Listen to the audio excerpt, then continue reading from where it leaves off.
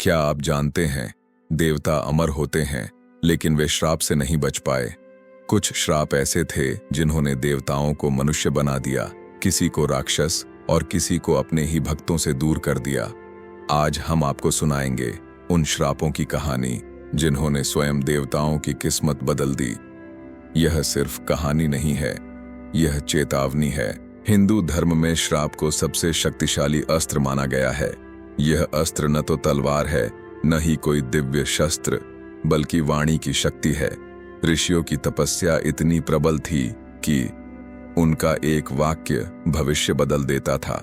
देवता भी उसे टाल नहीं सकते थे, क्योंकि नियम सबके लिए समान थे, चाहे वो देवता हो या मनुष्य।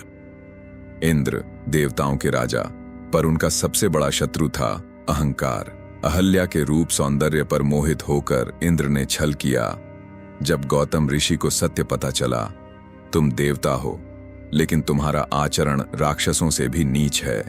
इंद्र के शरीर पर 1000 योनि चिन्ह उभर आए। देवताओं का राजा लज्जा का प्रतीक बन गया। पद बड़ा हो पर चरित्र छोटा तो पतन निश्चित है। अग्निदेव यज्ञों के साक्षी, लेकिन एक रहस्य उन्होंने छुपाया। जब भृगु ऋषि को सत्य पता चला, जो सत्य का साक्षी हो वही अगर झूठ बोले तो वह अग्नि विनाशकारी बनती है। अग्नि सब कुछ भस्म करेगी, वन, नगर, जीवन। आज की आग, युद्ध, परमाणु विनाश इसी श्राप की छाया मानी जाती है।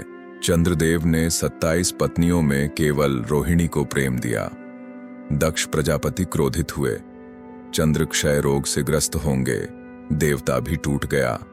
बाद में शिव की कृपा से चंद्रमा घटने बढ़ने लगा। यही कारण है अमावस्या और पूर्णिमा। वरुण देव जल के देवता, नागों के साथ अन्याय हुआ। नाग सदैव भय और विष के प्रतीक बनेंगे और वरुण की पूजा धरती पर कम होती जाएगी। आज देखिए, समुद्र है पर वरुण की भक्ति नहीं।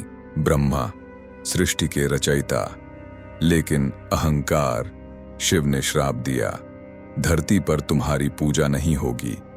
आज पूरे भारत में सिर्फ पुष्कर में ब्रह्मा मंदिर।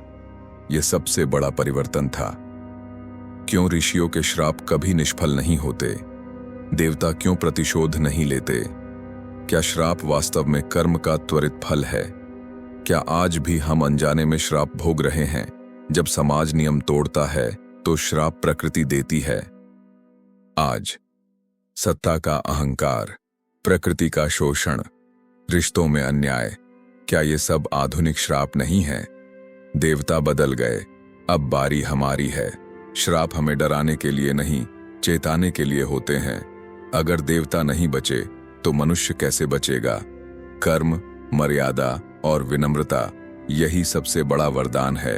अगर आपको ये डॉक्यूमेंट्री पसंद आई हो तो लाइक करें, सब्सक्राइब करें और इसे शेयर करें।